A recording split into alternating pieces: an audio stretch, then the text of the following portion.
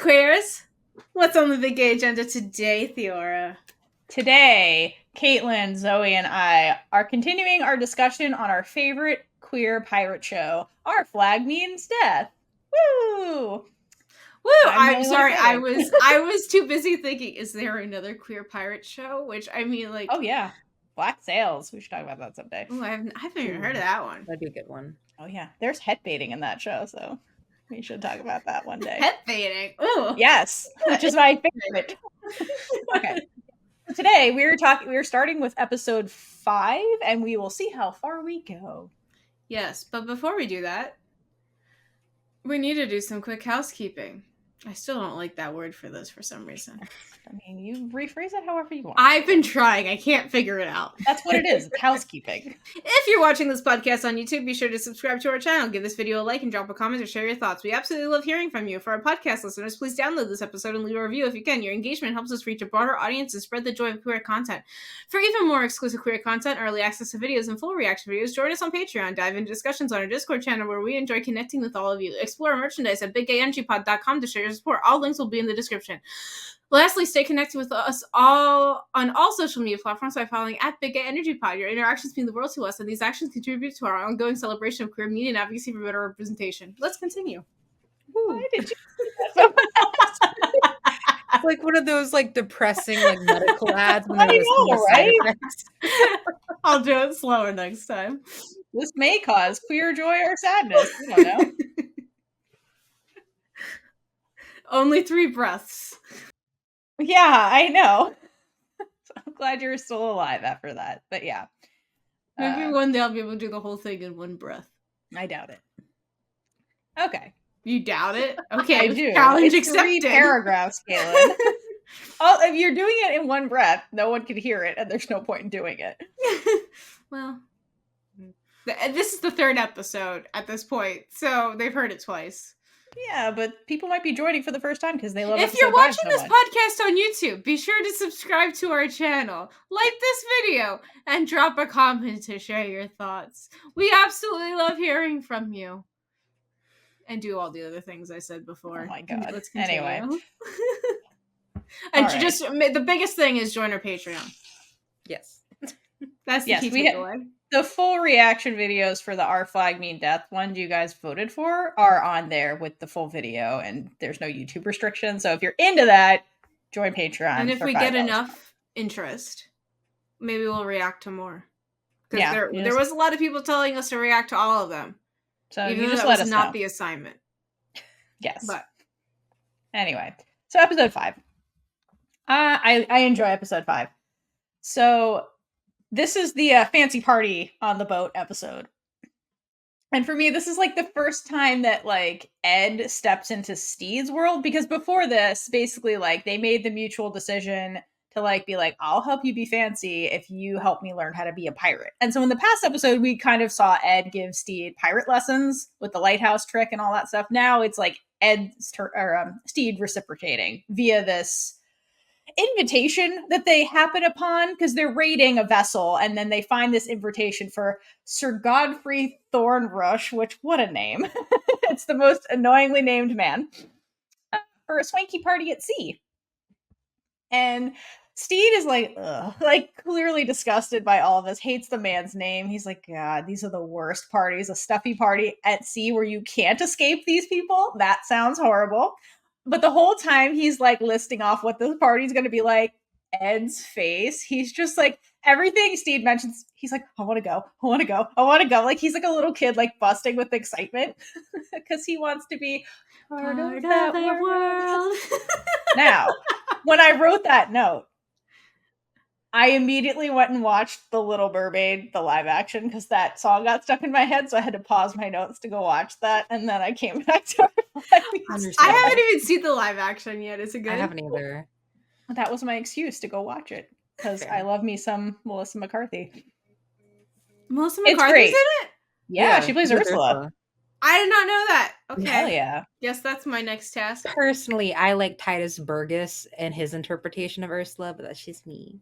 I mean, the cartoon is the classic. Oh no, I I'm will talking say about Titus Burgess. His like, I don't think he did drag. He may have done drag, but like he was like up on Ooh. stage singing like Poor Unfortunate Souls. It's Oh so man. good. I love Okay. Titus. Well, side note, like The Little Mermaid is a queer story written by a queer man, and like Mhm. Ursula is meant to be a drag queen. So That's why I fun couldn't fact. remember if he did that or not, because I think Yeah. he did, but I'm Oh, after. that is. I just didn't expect them to use his actual name from Unbreakable Kimmy Schmidt that I Yeah, just that's how watched I now found because of him. Theora. Yeah, I that's how love I him. first found him, and I fell in love. I was like, I love this man so much. Love him He's so great. much. Anyway, that doesn't happen at this party. So basically, okay, so Stede and Ed are having this conversation, and like Stede clearly doesn't want to go to this fucking ridiculous party. He just escaped this life, and he's like, I don't want to go back to this. I want to keep pirating. But he made the deal with Ed to introduce him to the fancy life, and like, and it's so obvious on Ed's face that he's dying to go to this thing. So he's like, okay, fine, let's go. And what I find really cute about this whole exchange and just them in general is they find joy in like the other person's monotony, which I find so cute. And they're just such a complimentary like couple. I love the two of them so much. I mean, I felt for Ed when Steve was just like bagging on this party. I felt like Ed just like wanted to go so bad. It was adorable. It was so cute. The one thing I want to note that I found out because of the wiki. So thank you, whoever updates that thing. Thank you. You're the real hero. Yes. Ed's the bows in his beard were done That was by Izzy. adorable. That was so fucking cute. Darling. So Izzy did all of those bows for him, but the scene Stop got it. cut because of time. Oh my god, that would have been so cute. Was Izzy happy or annoyed? Oh, I think it was annoyed, like begrudgingly did it for him. Izzy was But like, that would have been such a good like start for like the Calypso birthday party episode. Oh my god, seriously. yeah, I like to believe, knowing that now, that like Ed kept like confiding in Izzy that he was so excited to go to this party, and Izzy was like, well, I'm not gonna make you look like a fucking dumbass. Come here. Because like Ed was probably trying to do the bows himself, and it was not working. And he's like, for fuck's sake, if you're gonna do it right, man. And like, yeah, the bows were so cute. His beard. I did. This is one of my. I think I liked at the time. Sorry, let me compose myself. There's too many thoughts running around in my head. The first time watching the show, I liked this episode more than episode 4. Yeah, but as I was doing notes for 4, I was like, this is beautiful. But this episode, I just love seeing Ed in Stede's world, basically, because I love the bull in the china shop, I guess. Yeah, no, that's an apt analogy. Go ahead. No, You okay? Yeah, the thing that I liked the most about this episode was it made you feel bad for Ed, even after like knowing like the stuff that he was like conspiring against like Stede and stuff like that. And like we can all relate to like being like in a new crowd and like immediately clocking that like you don't fit in, even if like people aren't like directly saying it to you, just because of like body language and stuff like that. So like I definitely felt for him, and even though like it became comical at some point, or at some points rather, it wasn't fair that like they just started like laughing at him and like made a mockery of him to his face. But like that's also very French, so I mean, kind of should have expected that one. Oh yeah, they were trying to out French each other because like at the time like French was like the epitome of sophistication, and there was a couple of lines in there where when Stede's rescuing him from this, and he's like, you probably wouldn't understand this, it's too French for you. And they're like, what? We're French, it's Paris, we can do that, like we're sophisticated. Yeah, that's a good point. I do love that. This is stealing Theora's note a little bit. Ed picked the name Jeff the accountant, and like that the accountant part was on there. Yeah, do you want me to jump to that? Because I have thoughts on why he did that. Okay, so yeah, Ed's alias is Jeff the accountant, and he says because it sounds fancy as fuck. So I think the reason he did that is because think about Ed's upbringing. He came from, like, we get it glimpses into his upbringing with his mom and stuff, and he was super impoverished, basically. And so, like, to him, an accountant, somebody who manages money, like, that was beyond his means at the time. So, like, to him, that's the fanciest occupation he could think of. And you think about it, in this room full of, like, people, these people, okay, so this is like, what was it called? Not caste system, but feudalism, where basically, like, that is the form of government that was happening, where you'd have, like, a lord who owns land, who oversees everything, and then the peasants that, like, rent the land and work for them, and all the money goes to the landowner. But they don't really have jobs. They just, like, own shit. That's their job. So, like, these people, he's in a room full of people who, like, don't really have jobs. They do this. They live a life. They're the leisure class. And so Ed's like, the highest thing, the fanciest thing somebody can do is, like, be in charge of money, which is, like, an accountant. And they're like, wow, that's way beneath us. Like, he's not impressive, like, by picking that. But I love, in his brain, he's like, that's the fanciest thing I can think of. Like, so. Right. I also want to know more about the dude that was on the invitation, because, like, the way that they just treated Stede the entire time was just absolutely goes with hilarious. He's like, yeah, I'll do a head exam, I guess. He just goes with it. I will say the cherry on the cake was definitely Olu and Frenchie just kind of side hustling the entire time. Like, okay, I love this. Okay, so first of all, okay, so we're back at the boat when they get on the boat, and when Ed is, like, introducing himself, and he's like, I'm Jeff the accountant. He's like, that's amazing. And he walks in. Okay, I love so the people that go on the boat are Stede, Ed, Olu, and Frenchie. Those four. That's it. Olu, sorry. Olu. And wait, how do you say his name? Either Olu or Alu. Alu Wande. Alu? Olu Wande. Olu? Okay. Olu. Anyway, those two are on the boat. And they're, there's a bouncer, right? Who basically gives them racism. And I like the way Frenchie, because they're like, why are you two servants or whatever? And then Frenchie, I love, sidesteps the racism real fast. And he's like, this is the Prince of Egypt. And I'm his viceroy. Because, like, they can't confirm any of that. And they're like, oh, Egypt is, like, by Africa. That checks out. They don't know anything beyond, quote, the English Empire. So they're like, okay, sure, that's the Prince of Egypt. And I love that they, like, later, I mean, Frenchie's just a scam at everybody. He's like, I've been around this crowd before. They're dumb as fuck. Let's just steal their money. And they create a literal pyramid scheme, which, again, is the show being self-aware in a funny way. And I love that they eventually, like, get all the other servants in on this, because, like, they're like, fuck these people, and they just get all the brown people and just the minorities, and they're like, let's scam these fucks. Like, that was so brilliant. And just I also thought it was hilarious that they essentially came up with the whole, like, Nigerian prince scheme by saying, oh, this is the Prince of Egypt. Like, it was just, like, so hilarious. Like, they definitely, like, invented, like, a good deal of things. And, like, it's just, I love the writing in this show for that. Exactly. I love that they did things like that, like, fit the scenario, that, like, relate to a modern audience with, like, the Nigerian prince. Kaitlynn, you might be too young for that. The email scam with the Nigerian prince. No, I got one of them when I was in 8th grade. Oh, okay. Yeah. Okay, and cool. I was going to say she should also know because it happens in Ghost. Oh, okay. But, like, to people out there who didn't have, like, email chains back in the day before social media, like, that was a scam that would go around through, like, email. Be like, I'm a Nigerian primarily prince. With, like, older people. Right. Now it's primarily with older people. So you may have never seen it if you didn't own your own email account that wasn't through, like, just give it a couple years. Yeah.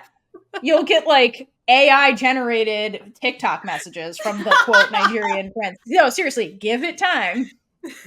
It is a scam. Oh, yeah. Anyway, so that was that. And then we talked in the last episode, I think you kind of mentioned, I think, Kaitlynn, the red silk from Ed. So it comes back in this episode. So he keeps this piece of red silk that his mother gave him. Because we see the flashback, I think, here, that, again, he was the peasant class. And, his mother's like, well, you can aspire for fancy things, but basically God made it so that, we're not going to have nice things. It just wasn't meant for us. God didn't bless us like that. Like, It's God's plan. Okay. Wow. And so, but the key here is that I think that he internalized that message, and I think he took it to heart to prove everybody wrong, because the message is that you're unworthy. And I think Ed, that didn't sit well with him as a kid, because this is Ed, not Blackbeard. This is before he became Blackbeard. And I think he very much was like, oh yeah, fuck you, God. I'm going to prove you wrong and everybody else.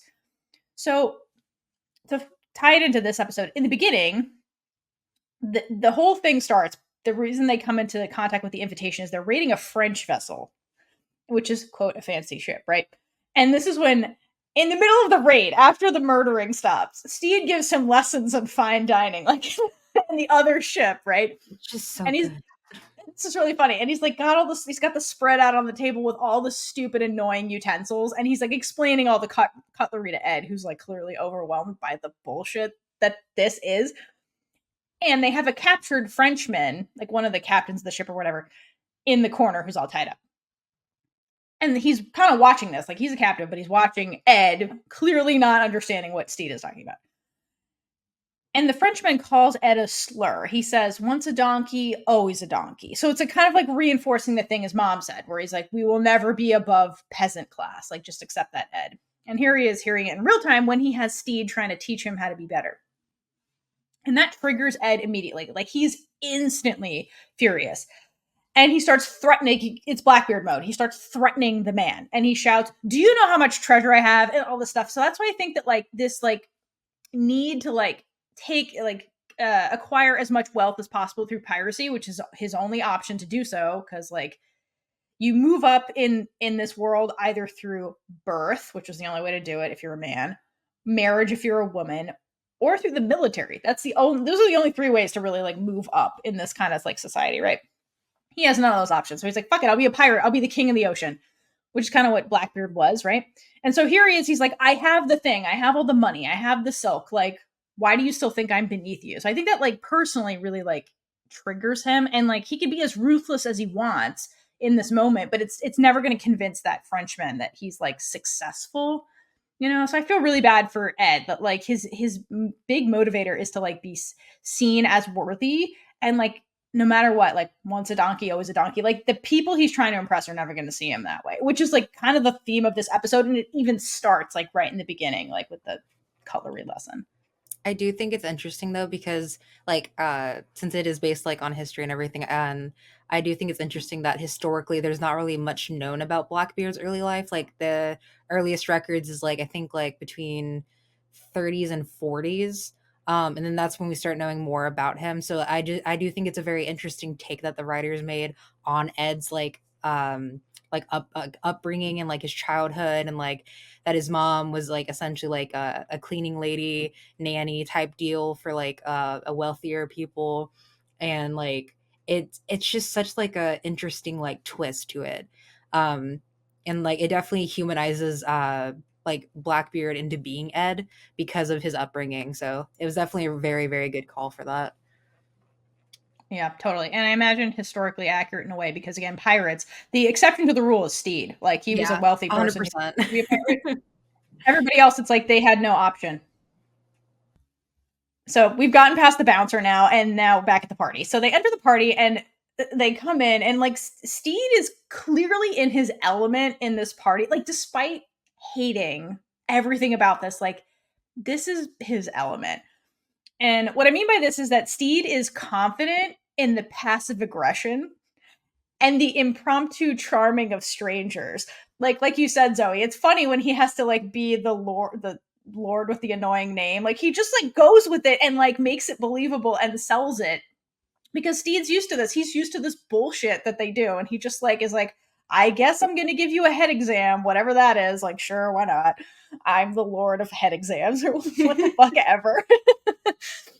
And I think I like that they did this episode kind of after the lighthouse scene episode, this back-to-back contrast, because I think this is maybe one of the first times Ed has ever really witnessed Stede's confidence around other people. Because usually, like, Stede is, like, confident in his passions when they're by themselves, when they're, like, going through the wardrobe and things like that. But when they're around groups of people, it's usually Ed is the one with confidence, because they're usually around pirates, and, like, the pirates respect Blackbeard, quote unquote. So I think this is the first time like Ed is really seeing Stede in a room full of people where he's super confident about what's going on, and Ed is the one who's kind of unsure of the situation. Like, Ed is 100% the fish out of water in this party because he doesn't know, he's seen, it's like, it's kind of like where Stede has like an idea of like what a pirate is, but he's never been a pirate. Ed has like an idea of what being in the upper society is. It's like wearing silk and being fancy, but he has no idea like the cost of that and like the bullshit and the passive aggression like Stede is talking about. Or Ed's talking about. And even like realistically, like even as a kid, like he most likely never even saw like the people that his mom was working for, just because like they were just kind of like in the servants' quarters essentially. Yeah. So. It seemed like they were probably by the docks and stuff. Like, I don't know what Ed's dad did, but like they ended up at the docks. So I assume he did something on the docks, maybe. So like they're like far edge of town, basically, kind of thing. Yeah, that's a really good point. But despite all of that, like Ed is just so eager to learn. It's very adorable. Like, and he's like, I can win the game. I can win this game of high society. I got this. Jeff never backs down from a challenge. Jeff the accountant. I feel like Ed wants to be good at everything. Yeah. Because of where he came from. Like, he thinks if he's good at everything, there's no way he can fail. But unfortunately, Ed doesn't do well assimilating into this high life. He just, like, goes back to being himself. And the things out of his mouth are hilarious because it's something you should not say at a fancy party. But it seems to go over better than acting like he belongs there because everyone thinks that he's joking and is just laughing. Yeah, but it's kind of like the way Ed was like, oh, Stede's really charming. He keeps doing all these insane things for a pirate, like having open flames on a wooden ship with a bunch of books. Like, that's funny. Like, it's kind of like that. They're finding a humor in the fact that the other person doesn't really understand this world they're in. And then you start to see it like kind of like you start seeing like the reality of the situation when they're at dinner and he uses like the oyster spoon for like escargot or some shit, it's or like on the egg. Yeah, it's so heartbreaking. It is. Yeah, because he starts to realize that they're laughing at him and not with him. Like, there's a difference between being weird and jokey and being in on it rather than someone laughing at you because you're too stupid. He's the butt of the jokes. And like, again, he doesn't realize even by like announcing, I'm the accountant. Already they're putting him in the box of you're beneath me. So like, he doesn't realize that he already set himself up at a disadvantage by announcing himself as an accountant. So they already weren't going to take him seriously. So yeah, this poor Ed. Ed's trying to navigate this world he knows nothing about. And like, he thinks he's being so cool. He's like, yeah, I'm the accountant. I'm so cool. Because he's just doing his best to just be like, finally, this is my opportunity to be viewed as an equal. Because that's something he's always wanted. And the sad part is, I think Stede, again, this is his world. So he knows what's happening. He sees very quickly that like Ed is the butt of the jokes. And he very much tries. He tries so hard to save Ed from the embarrassment of this with like throwing in anecdotes to kind of spare him from that humiliation. But Ed doesn't recognize what's happening. And he's like, oh, this guy, Stede, he never stops talking, blah, blah, blah. Like he's just like, they fucking love me. Shut the fuck up, Stede. Right. And Stede's like, no, man, no, that's not what's happening. Like, this is the passive aggression that we were talking about when I was tutoring you earlier. Right. Because like, think about it, where on earth does the role of passive aggression come into being a pirate? Like, it's just full on aggression, there's nothing passive, it's very active. So Ed has no idea what this is, but ultimately though, I love at the end, it's like the lighthouse, like Stede is the one that actually saves Ed from this passive aggression that's going on. Yeah, I love that he's like, I know what'll bring this entire party down. I'm going to reveal every single secret that these people have been keeping. Yeah, spill the tea. That would be better. And which was perfect since like Olu and Frenchie were like getting the servants in on it anyways. So, like that opened the door for them to hear the secrets, which they could relay back to Stede to help. They got one of the servants to tell him everything. So I Yeah. love that a servant was just willing to tell this random guy all of these things. And I mean, we'll get there later, but I love what Also, happens with the money. it goes to show you with like Stede, because again, why are the servants so resentful? They're servants. They have every right to be resentful, but they're viewed as trash by all the people in that room, except Stede. Stede's the only one who sees like the other crew members as like human beings. So he was probably treating quote, the servants there as human beings. And he's like, I'm here to take down these fucks on your behalf. And they're like, absolutely. And like, probably like, Frenchie was like, no, I can vouch for him. He'll do it. Like, this is not bullshit. Like, help us I out. also love like the choice in castings for the French people with Christian Shaw and Nick Kroll and them being together. That was like, oh my god, I love it. They're just so perfect. Anytime she shows up, it makes me so happy. Like the first time, Just okay, so I will iconic. say, I don't know these names. Mabel from Gravity Falls and Louise Belcher from Bob's Burgers is who Kristen No, Shaw I know you've plays. never seen it. She played the woman with the very big. Yeah, are we talking about the one that I said that I know from The Last Man on Earth? Yes, she's in that, and then she's also in What We Do in the Shadows. She Yes, plays like the fuck She doesn't see that girl. Oh either. my god. I know.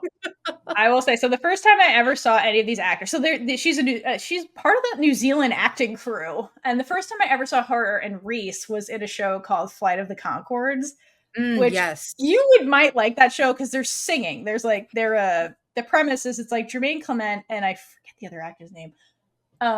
They're basically like this music duo that's immigrating from New Zealand, and they're in New York, and their manager is Reese. He plays Murray, and like, oh my god, they're so fucking fun, and they're just like not doing it. It's hilarious because they're trying to be too nice about stuff, and it's so funny. And then Kristen's in there, and she's basically like the fanatic fan for like the duo, and like stalks them and all this, and they're so funny together. So like, I love that this group, they really do stay together. Like anytime Taika has a project, because he does what we do in the shadows. He like casts his like friends, so they always show up in each other's projects, and it's just, I love it so much. Yeah, Nick Kroll is also in What We Do in the Shadows. yeah.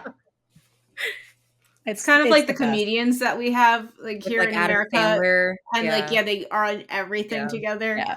Comedians tend to do that. They find people they have good comedic chemistry or impromptu chemistry with, and they tend to like keep working together. Like the Tina Fey people. Yes, yeah, like Tina Fey, exactly. Baby Polar, that kind of group. But yeah, if you had no idea Reese was in this show, please go on Spotify or something and find the song Leggy Blonde. You're welcome. It's one of the, if you can find the video, like the YouTube video for it, it's even better. It's his song, and I think about that song literally every day. It's so funny. Like he's trying to impress this woman that's never talked to him, and he's just singing. It's so funny. Just go listen to the song. It's so funny. Me with like alt goth chicks on TikTok trying to impress them when they don't even know I exist. It's amazing. Like you should just go listen to the song that he did. It's so funny. It's called Leggy Blonde. All right. Anywho. So anyway, that party goes horribly. So yeah, Stede does the thing where he calls everybody out on their bullshit. He's like, I know how to win passive aggression. It's by bringing the truth of all your bullshit to light. And basically he uses, like you said, the servants feed him information. He gives everybody's truths, and then they start fighting, which is like, he's like, I don't have to do anything. I won the passive aggression by turning it into actual aggression, and you guys are fighting each other. And while that happens, somebody knocks over a candle, and like the ship basically burns to ground. And so then the crew, they leave, and they end up back on the Revenge. And then we kind of like come full circle with the Silk. So basically Ed is like playing with the Silk because he's sad. He's like, well, this is my one chance to like fit in the fancy life, and I failed. And I feel like he's thinking like, oh man, I'll like, maybe this is a dream I'll never achieve. And so Stede comes up to him, and it's beautifully romantically shot like scene, and he compliments the red silk, which to me is the symbol of him trying to climb the social ladder. And Stede sees it, and he's like, oh, that's a really nice piece of fabric. And he folds it and puts it in his like pocket. Makes it into a pocket square. He's like, so he basically takes the piece of that thing, and he's like validating Ed in this moment. And he basically says, you wear fine things well, which is like being like, hey, I think you're sophisticated. Like, you didn't convince anybody else, but you convinced me, which is so validating for Ed to hear. I need to say, this is kind of related, but this scene is reminding me of Willow when Alora and Kit in that like really well lit scene in episode. Oh yeah, the one romantic scene that they had. How were they not the love interest? Wait for it. We'll have that episode come out eventually. Just about those two, because it's ridiculous. Yeah, it's like a lot like this. And if it makes you feel any better and you're currently watching, I have no idea what they're talking about either. Follow us, and eventually we'll give you a method to watch Willow, because it's not on Disney anymore. Unfortunately. Zoe will give you a link if you want. Yeah. But anyway, bottom line, Stede sees Ed for who he really is, and he accepts him because, again, Stede is somebody who's lived in the fake society and knows all of this is bullshit. He knew this night was going to be bullshit. And Ed is somebody who's real, you know, like he lives in the real world. He's a practical person. And that's what Stede likes and also wants to be. So I think they're too far on the spectrum of like being real and being in the fake world. Like, and so they're kind of coming together and merging, which is really, really cute. So I love this moment in general. I think it's a really big, like, I see you and I like you moment coming from Stede, that it was important to their relationship because if you watch them, right after this line is given, Ed does a little lean in, like he wants to kiss Stede, but like backs away and then does that little like bro arm slap. Yeah. And they walk away. There's like, no, that wasn't romantic or whatever. And then they walk away and both turn around for one last glance, and it's so cute. You know, it's a common thing in TV. Like, you know, if someone turns around, they are in love. They're in love. They're in love. Speaking of love, in this episode, we also get the canonization of Lucius and Black Pete. That is also this episode. Yes. Because, I mean, there's hints going around, but like this is the first time we get like confirmation that they're hooking up, which I love how this is revealed. So they're basically in the supply closet, and Izzy walks in afterwards and makes snide comments about them, which feel a lot like internalized homophobia to me, coming from Izzy.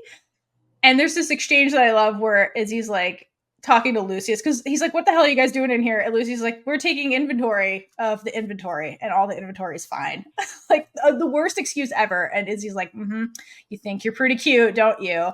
And Lucius says, actually, I think I'm so-so, but I decided to carry myself like I'm cute. And Black Pete's like, work for me. And I love that exchange. I think it's charming and funny, but like the underlying message of what Lucius is saying is really, really sweet, because it says a lot about like his relationship with Black Pete, where like that's another relationship where they're just being themselves and being very real with each other. And it's presented almost like surface level at first, like they're just hooking up or whatever, but like they actually have like a deep connection, like the two of them. And so I love that. I love the two of them. I also think it's wonderful because like while like it's like a quick exchange, it's also insanely impactful because like you said, we get confirmation that they're actually hooking up, not just like us like shipping them for no reason, pun intended. But that's what we have to do in normal shows, because like, oh, they looked at each other, they're gonna end up together. I mean, that's what I was doing with Stede and Ed a minute ago. So but this ship got their ship together, so we'll say that. I will say though, one part that because I'm going to circle back to the boat party. I think it was very hilarious that and historically accurate, might I add, with Christian Shaw and Nick Kroll's character being together, but also being related, and that was their dirty little secret. And like, I just thought it was absolutely hilarious because like there is like a reaction from the other people in the room, but they're also like, okay, well, that's a typical Tuesday. What big whoop compared to the other like compared to the other tea that's being like aired out. And I just thought that was like such a funny little like comedic relief for that, and then us hopping right into like the a romantic scene with Stede and Ed, and then getting another like comedic relief like confirmation scene with Black Pete and Lucius. Like it was just very like well played out, and like definitely gave like the episode ending on a good note after all the like abuse and harassment Ed just like suffered through, even though it was like his own doing at the same time because he didn't know any better. Like just conflicting emotions. Yeah, that's so true.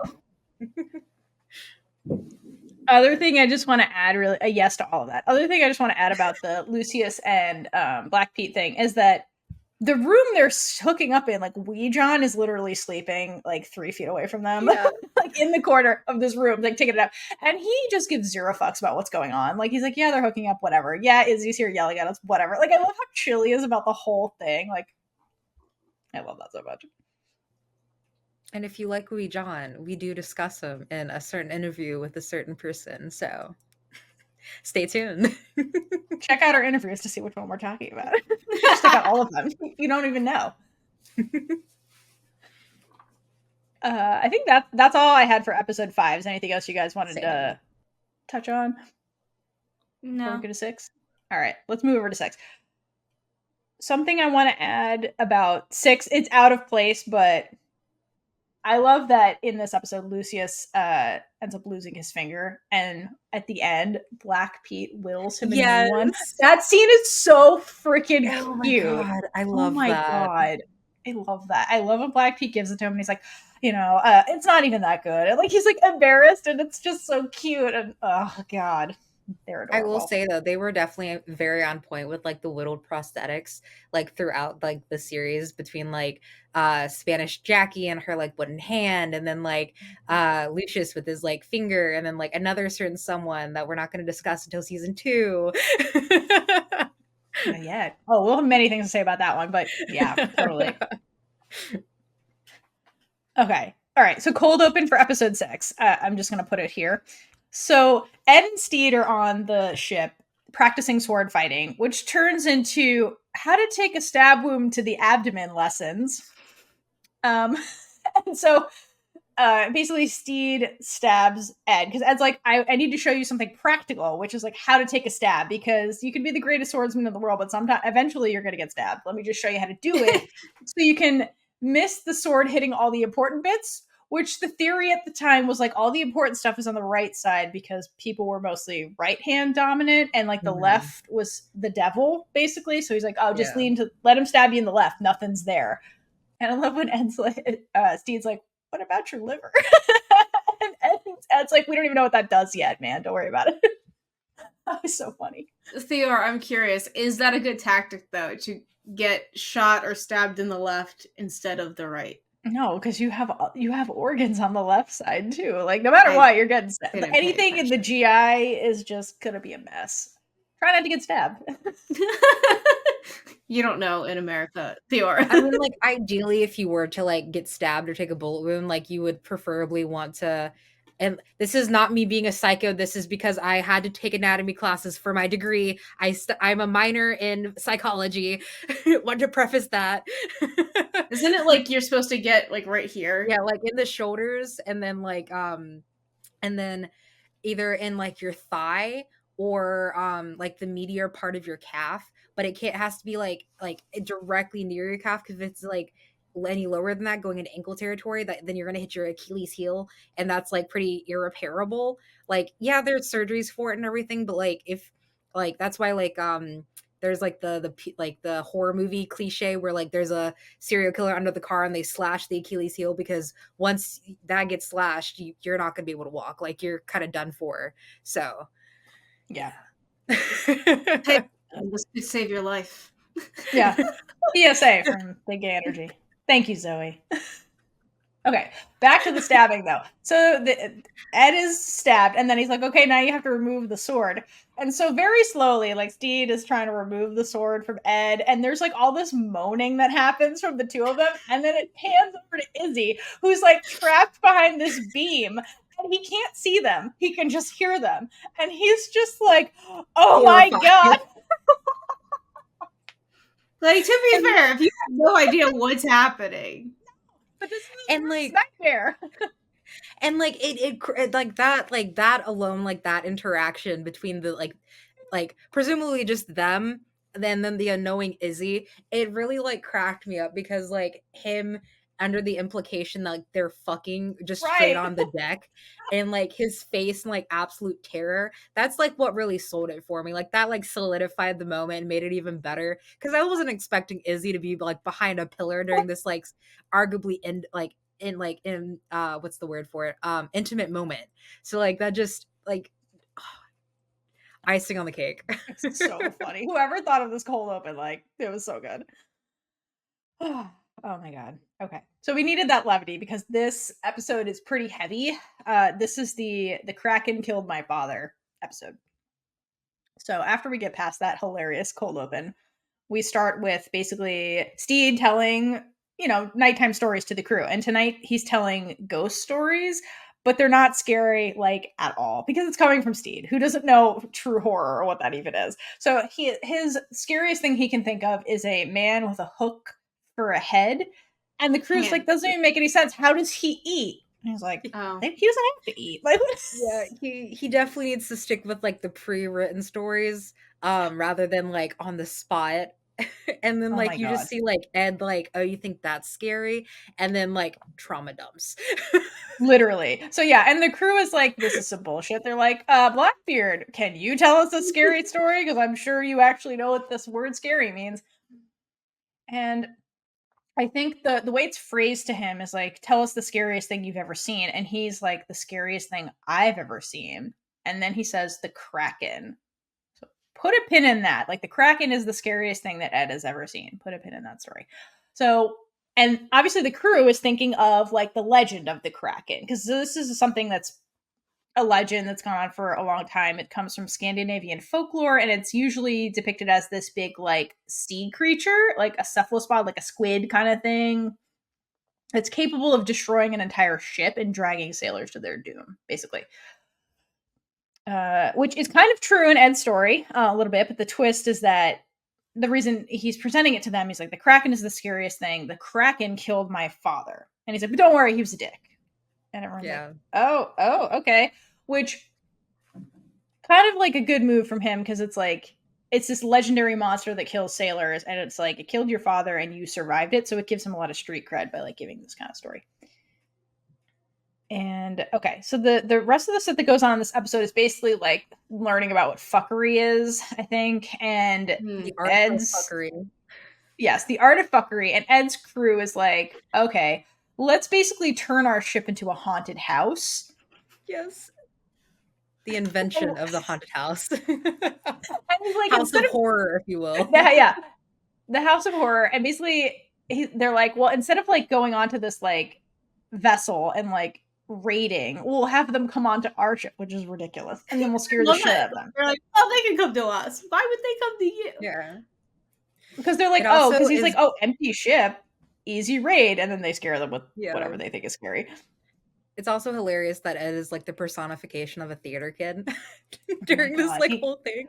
He shows up in all black, and he's like the motivation of, and nobody knows what the hell he's. It's so funny, that conversation he has with the crew.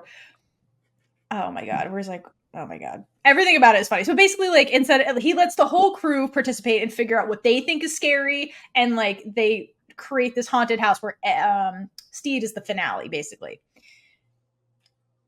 And so the finale, he thinks, is the Kraken. And basically they have like, I think Fang is like throwing something against the window to look like one of the cephalopod arms or whatever. And Ed is in the room because Izzy is like, enough. You need to kill this bitch. Like, this has been going on for far too long. Clearly you're not going to kill him. And like you promised me, and we need to get rid of him because what is going on here, Ed? Like, and Izzy's traumatized by the fucking he thought he overheard. And he's like, we need to end this now. This is getting too much. And so Ed's like, fine, I'll kill him. And so they're trapped behind like a silky screen, basically, Ed and Stede. And Stede's like, wait for the finale. And once the Kraken starts coming out, that's when like Ed gets really like, he starts getting like crippled, basically. Because he's being triggered, like his PTSD is being really, really triggered. And so he ends up like, he comes out the pirates see Blackbeard and they're finally like, oh my god, it's Blackbeard. That's what actually scares them away. Yeah. Which, poor Ed. But Ed is being really triggered right now. So he retreats into Stede's bathroom. And Stede follows him. So they're kind of alone in this little area of the ship. And that's when Ed is kind of like sobbing in the tub and he tells Stede what really happened to his father. Which is that the Kraken in the story was him as a kid. And he's the one that killed his father. And so why did Ed even bring up this story to begin with? So if you think about the story, like this is a pre-Blackbeard moment. So this is Ed, the little boy living at home. And like we've mentioned, Ed's family is very poor and his mom worked, which means that like, despite his dad doing whatever the hell he was doing, it wasn't enough to support them. And I kind of get the impression that like his dad like probably drank away what little money he was bringing in, leaving the family basically nothing, just like living off of mostly like what Ed's mom was making. And wage inequality, what she was bringing in could not be anywhere near what the dad could possibly bring in. And so in the flashback that we're seeing with Ed, basically like there's a little domestic violence that's happening at Ed's house where the dad is enraged because he didn't like the food that Ed's mom prepared. And her response was something along the lines of like, this is all we could afford. Like, it's either this or we don't eat. And so it was a very abusive environment coming from the dad. Like, and so showing that like Ed grew up in like real poverty, like so much that like they could barely afford like edible food, right? And the breadwinner, aka his dad, clearly did not do the best to get them out of this situation. He was basically like an abusive deadbeat, and Ed grew up witnessing this. Like, this is his example of like what it is to be a man, and it was a pretty shitty example. And so I think that Ed was getting, just enraged by this and bottling it up probably his whole life. And this was his breaking point with that. And so he unleashed his anger basically and became a monster and killed his own father. And like, granted, by Ed doing that, he was liberating his mother from this abusive asshole. But for a young child to have to like bear that burden of murder and then assume the role as breadwinner because he's the man of the house, like that's a lot for like a child to do, And in a way, this whole event becoming the Kraken forced Ed to grow up like way too fast and just enter this, like exit his childhood and step into surviving as an adult, like very, very at a very young age. And so he never had the opportunity to really like live his life and like relax or just like be.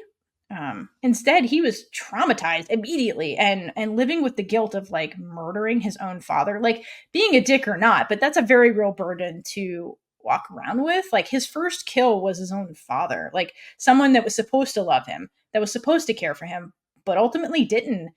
And I think that why he's telling the story is that his coping mechanism was to turn this horrific event into a story, like a monster killed my father. And the fact that he knows deep down that he's the monster, like it says a lot about like Ed's self-esteem and how he like views himself as like so unworthy. He's like not even human, And perhaps when he go ahead, sorry. Go ahead. No, you're good. No, go. I was just gonna add on that like arguably you could say that his father deserved it because while there isn't much known about Blackbeard's childhood, it is in some like recreating like storytelling of Blackbeard's life. There is some people who believe that when their parents left, when Blackbeard and his family left Bristol, they went to like this island on Jamaica, and like that's where they found their fortune, and they owned slaves. So like if you're going based on that, like because I believe it was like from a Smithsonian article, I want to say, if you're going based on like that storytelling, and not based on like the lack thereof, and like I said, there's lack thereof of like his of Blackbeard's childhood in general. So it could possibly not be true. It could possibly be true. But if you're going based on like that Smithsonian article, like again, arguably it's pretty well deserved that he ended up killing his dad, especially if like they owned slaves. But I still like the theory that the writers did where he grew up poor, like his dad was possibly like a drunk drinking away like all their money while his mom was like the breadwinner, which even then, like, that's kind of like a plot hole, because like back in the day, like the male is always going to be the breadwinner. So like that was, even then, like that was out of the societal norm. So the fact that because like there is like still like some evidence surrounding the fact that Blackbeard was queer and of himself with his shipmates, as well as like for any pirate in general, because there wasn't that many women pirates, and if there were, it was the occasion of with Jim, where they were cross-dressing to be more masculine appearing. So it's just very like interesting, and like it's like the history crossover, and like them actually like adding like a historical element while taking their own spin on it. It's always my favorite type of trope in like movies and media in general. Yeah, I think this version does it adds a lot of depth to Blackbeard, and then the Ed transformation that the show is basically telling as like a big plot point. And so to have Ed start off this episode by telling this story to the crew, I think that when he transitioned into Blackbeard, I think this story of like surviving the Kraken who killed my father, I think was a clout move, right? Because it's a big feared beast by a lot of sailors. So for Blackbeard to tell the story of like, I survived the Kraken and the Kraken killed my father, that would give him clout, like when he's trying to become a pirate, right?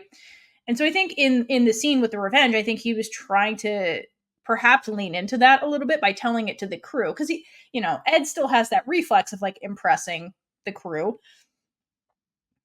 But I think at this point he's transitioning into his like authentic self, right? And I think his authentic self knows that he's the monster of the story.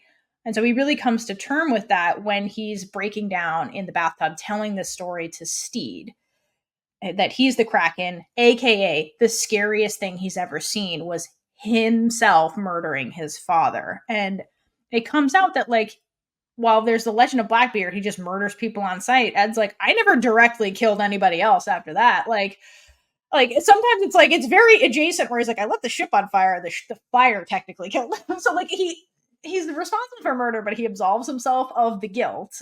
Or sometimes he's just like, my henchman did it. I never did it.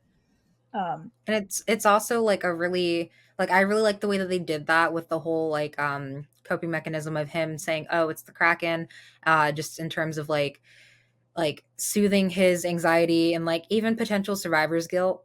Yeah. Just with the whole thing, and like it's a very like accurate representation of somebody carrying around trauma in general. Because I know personally with my, I'm not going to dive into that trauma because that definitely involves like trigger warnings and stuff. But like myself, like I would love to be creative enough to make like fantastical tales, just to cope with the stuff that I've been through. Like that's such like a lovely like way to cope, and like it definitely adds like a softer side to Ed, because given, yeah, he did kill his dad, but he found a wonderful way to cope with it when like he has like unchecked anger, he has his own like behavioral issues. So like the fact that he cared enough for his own like peace and sanity to find a way to like kind of like make himself feel better about the whole thing, because we do find out that like it's seemingly like accidental the way that it happened. Like he didn't go into like premeditated. He may have had like some thoughts here and there thinking like, I really fucking hate this guy, I wish he was dead, but like it doesn't show him like plotting the murder or anything like that. So it's just like a really nice take, and like I obviously didn't kill anybody, which this is not helping with my comment earlier.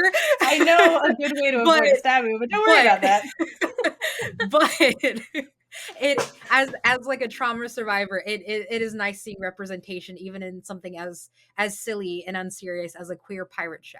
Like it's always nice getting that added representation for not only being a queer person, but also like being able to like getting that validation that trauma bonding is a real thing, and that's exactly what Stede and Ed are doing. Like it's just very nice to see like the writers, they really thought about this like thoroughly and well put, and a way to like respect those who do have trauma.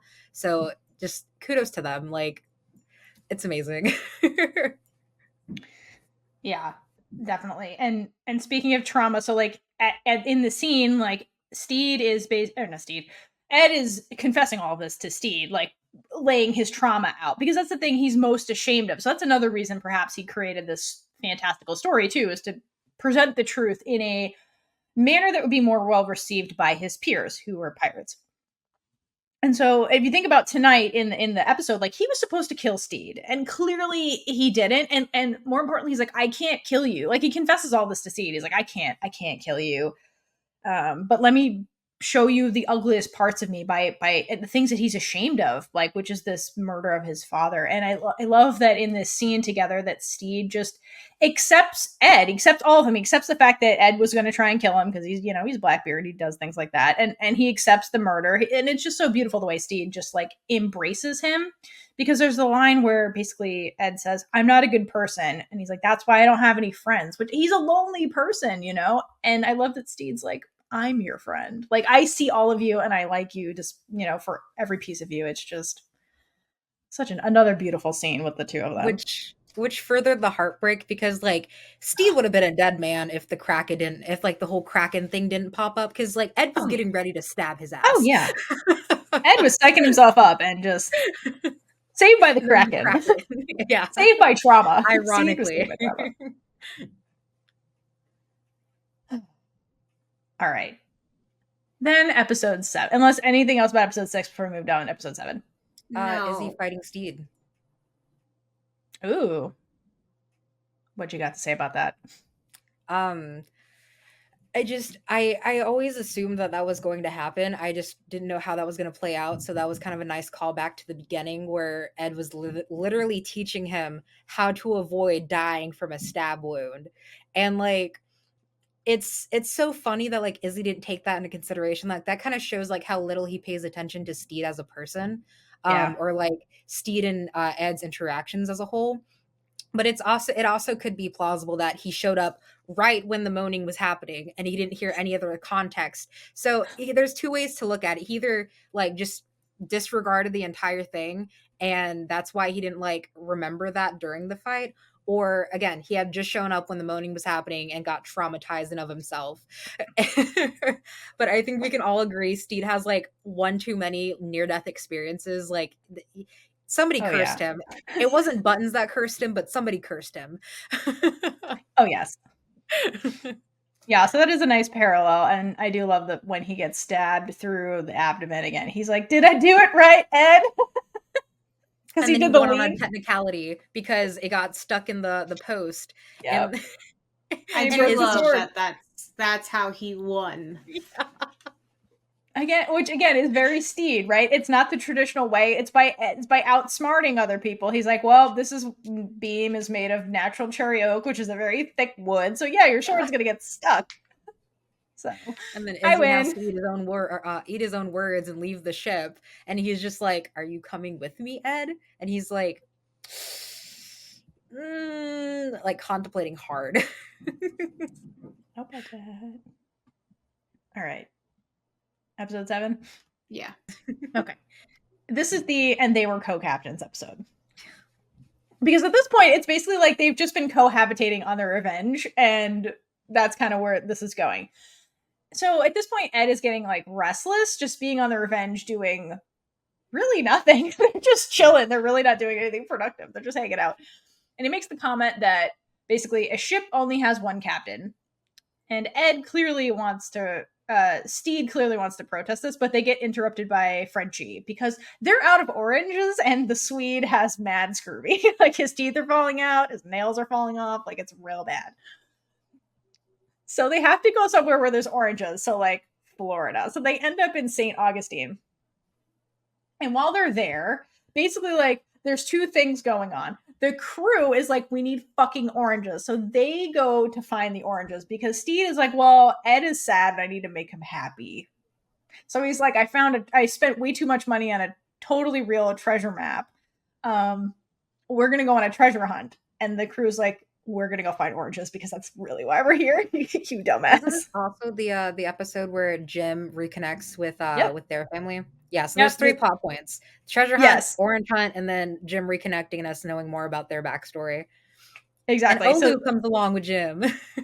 Yeah, so they end up stumbling upon Jim's past because Jim does not want to go to St. Augustine with Jim, but Stede's like, Jim, basically like when the crew's trying to figure out who's gonna be in charge, Black Pete's like, I'll be in charge. Because like he's so desperate to be a leader, but like he has no leadership qualities. And then Jim shows up and Stede's like, Jim, you be in charge. He doesn't even want to go. Yeah, So the Jim was just trying to make it a whole point for them not to go specifically because of them having family there. And Yeah. then they're just like, but we need oranges and it's closer. it's so funny. And so I do like when they stumble upon Jim's family. Kaitlynn already kind of like went over Jim's past, so I won't go into depth about it. But I do want to say I really like the exchange where the crew was talking about Jim, and Frenchie's like, Jim is the kind of guy where if they stabbed me, I'd be like, yeah, I probably deserve that. And Wee John's walking next to him and he's like, I'd love to be stabbed by Jim. So I love that exchange. Like, again, like the crew just loves Jim just for Jim, and they clearly respect Jim a lot, which I totally love. Even with the mermaid siren allegations. Yeah, they're like, we still love you, whatever. And I like how when they meet Nana, because Kaitlynn talked about Jim's transformation, and in the first episode, it basically talked about how like Jim, I think, was raised as a girl, kind of, and then like initially when they were little, and then kind of like just became an assassin, and then is Jim now. And so I like how when Nana reconnects with Jim, Jim's like, I go by Jim now. And like Nana completely accepts Jim. He's like, okay, that's your new name, great, and uses they them pronouns the whole time. So without missing a beat, you're like, you're Jim, great, and just like goes with it the whole time. It just is very accepting of who Jim is, which I thought was really sweet, because like you could easily read their relationship is really fucked up and weird, because like Nana's a nun who trained Jim to be an assassin, but like clearly like Nana really loves Jim. I also love that because it's a nun being able to switch to they them pronouns, the name so easily helps a lot of people in the nun faith. Christianity? Yeah. The nun faith. Well, I mean, realistically, like in like Europe, and Asia, and like back when they were predominantly like Christian based, mainly European, Asia, they kind of got like the whole jumped on the Christian train like later on, but like primarily like Europe back when they first started with like Catholicism and Christianity, they were very like accepting in like certain areas, like very accepting of like queer people. Like it was very common for like men to sit on each other's laps and stuff like that. Like the whole Roman Empire, that was queer as fuck. They were having orgies and shit like that. Like it was very accepting. So like that didn't really catch me off guard too badly when they went to St. Augustine, because that's when like it started like the whole like the idea of like the Silk Road and stuff like that, and like inevitably colonization, unfortunately. But like it didn't catch me off guard just because of that prior knowledge that like they were more accepting back then, because it was just typical Tuesday, like, okay, yeah, it's Jeff and Zach's orgy, all right, let's go. So I really do appreciate like the like how quickly Nana was to accept, because they definitely could have taken the route of non-accepting, like, oh, you're still dead name, like you're still using she her pronouns, like stuff like that. So it was very nice to see, even though I was kind of like hoping and expecting that was going to happen. But going into that with like no prior knowledge about like religion and other parts of the world, like when it first like was like established and stuff like that, you're going to be on the edge of your seat and being like shitting bricks going, oh my God, is she going to respect Jim's identity, or is it going to be like a whole ordeal? Is it going to be a disowning type thing? So there's like valid worries on both ends. Yeah, for sure. And I also love how Nana loves Olu. Did I say it? Olu. Olu. I'll never get it right. Big Very O. cute. Probably not Big O, since that's Big O. Oh God, that's later. Okay, let's move on. Meanwhile, while that's happening with Jim, Stede buys a super expensive, totally real treasure map, and with that map, he takes Ed on an outing around the island to, quote, find buried treasure like real pirates, because Stede is still in Fantasyland, but like more importantly, he believes that adventure is nourishment for a pirate like Ed, and he's trying to like really, the whole thing is just designed to cheer up Ed and like give him something like a good day, basically is what he's trying to do. And it's really sweet that like Ed, again, he's ignoring, it's a terrible captain where he's like, fuck the crew, I have to help Ed. But it is really sweet that he's solely doing this whole thing just to make Ed really happy. And again, his ulterior motive is to like get Ed to stay aboard the Revenge. But the whole time Ed is like ridiculously embarrassed by Stede's frivolous activity. Because he's like, he doesn't do well with treading water, and that's what he feels like this is, because he's like real pirates don't bury treasure. And then he's like, why would she sell you the map and not just get the treasure herself? He's like, clearly Stede, this is a scam. But he's like, the point is for us to have fun and do something fun together. But like Ed's been, oh no, is Zoey gone? I'll finish this thought. Ed's been in survival mode his whole life and doesn't know what like treading water is. Like he has no idea. Okay, so I mentioned this before, but you can tell that Stede and Ed both yearn for the domestic life, and like, yeah, Stede had it before, but it wasn't what he wanted. And you really see this when Ed talks about opening a restaurant, and Stede and him go back and forth about what the restaurant would be and if Stede would even be able to get a table. And it's just so cute, and like they're planning this like whole alternate life out, basically. And granted, this whole scene was improvised, so yeah, you can always tell with those two when their conversations are improvised. I've learned since all the conversations I picked up that aren't like that, I found that the wiki told me that it was improvised. Thanks, wiki. And I will say, while I am content with where we left off with Steve and Ed in the last season, I would like to see if they do a third season, just a little callback to the treasure hunt where Stede has like this harebrained scheme that he's wanting to find like this treasure, and Ed's just like, dude, again. No, okay, let's keep going with that. So you know how they like, again, this whole conversation evolves into them being an inn owners. And so what if in the end they actually make this restaurant with like the gift shop? And what if Stede is like, why don't we make it a game for kids? Also me, where they have them do a treasure hunt on the property. Oh, to find that's so cute! Orange. Oh my god, the aura! What if they invent petrified orange? Because like the orange, like the daughter at the end cracks it in half. What if it's like an Easter egg situation where you open it, there's like a prize inside or something? That'd be so cute. That's so cute. Yeah. Someone write that. No, write that. Send us the fan fiction if it exists. If it doesn't, write it and send it to us. If it doesn't exist, please write it and send it to us. Yes, please. That'd be so cute. The most important thing is send it to us, because no one does this. I know. And like the funny thing about that like whole Easter egg hunt thing is the fact that it originated in the 16th century. Yes, it was that long ago. Damn. But it would be like pretty on brand, because like they could be like that. There was like their little quote, because I believe it started in like the 1500s, I want to say. So like that would be like such like a cute little thing, like another like added invention that yes. they made. The egg hunt. That would be so cute. Oh my god. Yeah, I need that scene in my life now. Okay, but Happy Easter. Yes, Happy Easter. We're filming this on Easter. You're gonna see this way after, but like for those that celebrate. Happy I would spring love to equinox. See Ed and Stede dealing with like a group of little children. I think that'd be freaking hilarious. Just in general. I would love to see Ed's reaction to Stede's children specifically, though. Be like, you remember how we used to play pirates? Well, this is Blackbeard. I think Ed would love his daughter. Yeah, she's the badass. She's a badass. He'd be like, why did you bring her on the ship? She's great. Okay, wait. So back to this actual scene. I love writing fan fiction on the fly.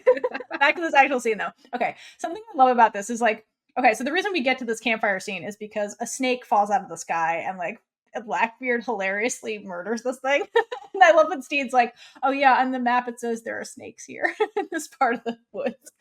Okay, anyway, so he kills the snake, so then they're eating it, and while they're having this conversation about the restaurant. And there's a piece of the snake that the food crumbs basically get into Blackbeard's beard, and Stede's like trying to direct him to get it out, and he's like, I'll just do it. And he like very carefully and lovingly is like removing the food. And Lucius came with them because Lucius, and his gaydar is just going off so much in this situation, and he's just like, oh my god, this is happening, which is the title of the episode. But it's so funny that he's like, this is way too domestic and shit. And like, I just love that he's the first one of the crew that puts this together with the two of them. And it's like this scene. It's so. Lucius has great gaydar. Oh my god, yes. He's like the relationship guru of everybody. He's good with breakups, according to himself. Yeah. Which comes in handy later. I mean, let's be fair. Lucius is writing romance fan fiction about everybody on board. Oh, 100%. I mean, he's even like drawn everybody on the ship. Like that's confirmed. So like it would only make sense. He's drawing them like his French girls, you know. Oh my god, I love that scene with him and Fang. That we never talked about that, but that was so. When he was drawing Fang, that was one of my favorite scenes. And I just how Fang was just like eating that up and like taking all the compliments. It's so cute. Just the casual flirting because so good. Anyway, so that all happens. The campfire thing happens. Then they keep going on, and in the process, the map gets burnt because they're having fun and they forget about it. And so, Ed's like, or Stede's really like bummed out because he's like, "Oh man, I bought this map. I thought we were gonna have this great time." And like Ed was basically being a dick up until now because he was like, "This is stupid and frivolous." So I love that Lucius is the one that calls out Ed for being unappreciative of what Stede is doing with this outing. And I love that it's Lucius and he does do this because he's standing up for Stede in this moment, even though he's clearly terrified of Blackbeard, because at the end of the rant, he's like, "You can kill me now if you want." Because I think deep down, like, for all the shit the crew gives Stede, I think they all do really love him in their own ways. And like Lucius is the one that's most explicit the way it comes from him, that he really does love Stede, or at least respect him as a person, because here he is like standing up to Blackbeard like for him, you know. Yeah. And I think on the flip end, because Lucius is the one who's basically like, that man likes you, you know, he likes you, and he's doing this because he likes you. And so I think like by Lucius saying all of that out loud, it's also validating for Stede. Sorry, not Stede, for Ed, who has kind of like low self-esteem, right? Which we talked about in the last episode with the Kraken and all that stuff. So to hear from like a third party that Stede likes him, like he's not making this up in his head, like Stede does actually like him, and he's doing this whole thing just to make him happy. I feel like that's something that if Ed had recognized that that's what Stede was doing on his own, it would have been really hard for him to be like, yeah, that's actually what's happening. I think he would have been like, nah, I'm not worthy of that. So like to have Lucius confirm that, I think is also like a big validating moment for Ed to like accept that Stede does like him back and somebody else is capable of liking him back. Like, you know what I mean? Mm-hmm. And so I think that helps get to the end of the episode where he's like, yeah, I can stay on this ship. I'm not overstaying my welcome or anything like that. Let's be co-captains, you know? And they were co-captains. And I will say, with the ending of that episode when Izzy goes to Spanish Jackie to kind of like double cross them because Ed didn't come with, he just kind of stayed with the lover boy. It just goes to show that Izzy is so good at being a villain that we love. And speaking of villains, since I have self-incriminated myself several times, I also went to preference. I'm majoring in criminal justice. Realize that as a better explanation than psychology. So, yes, none of us are murdering on the side. We just talk about murder in the context of fictional characters and Zoey in her major, or in their major. Sorry. So, anyway, yeah, I love anytime that Spanish Jackie is on screen. It does make me happy. So I love that, like, when Izzy gets there, the conversation he walks in on is such a, like, because Spanish Jackie's like set up as this big imposing person, this criminal like genius, and her and the husband are having this conversation about like overhead cost of the bar. It's so fun. Like, it's such a mundane nothing conversation. And he's like, we should sell food because that would be, you know, food and drinks. And she's like, I don't want that. We'll have to pay servers. Pay servers. Like, I love that that's what he walks in on. It's so funny. I love her. Leslie Jones was such a brilliant casting decision. It really was. I love it so much. Like, oh, it's hard to like try to imagine like anybody else for that role. Seriously, I really can't. Like, she was perfect for that. Yeah. All right, so that was episode 5 through 7. So thank you for coming along on this journey with us. We're getting closer and closer to our co-captains co-captaining. So, and they're getting their ship together, which is why we're here. So, are you tired of our puns yet? Yeah. Do you want the merch yet? Let us know. I'm sure we missed things if if there's moments or BTS stuff or wiki fun facts or anything that we missed, please leave it in the comments. We like to learn more things about the shows, and we try to cover as much as we can, or the points we found to be the most poignant or most interesting. So let us know in the comments if there's anything else you'd like to share or comment on. And we will continue. Oh, sorry. I was going to say, or if you just want to cut out the middleman, join our Discord. Let us know. Yeah, come to us directly and tell us all the things, and we love hearing from you. If you join Patreon, you get your own special Discord channel that will definitely interact with you. I mean, we'll interact with you no matter what. But wow, Kaitlynn, you get a special channel. You're the most special of the people. But yeah, come join us and talk to us about it. And next time we will continue our discussion by picking up with episode 8. So until next time, hydrate for lesbian Jesus. And gay it up all over the place. Bye. And with that, we've been Big Gay Energy. If you like this episode, check out all our other episodes right here on YouTube. Please like, leave a comment below, and subscribe for more amazing super gay content.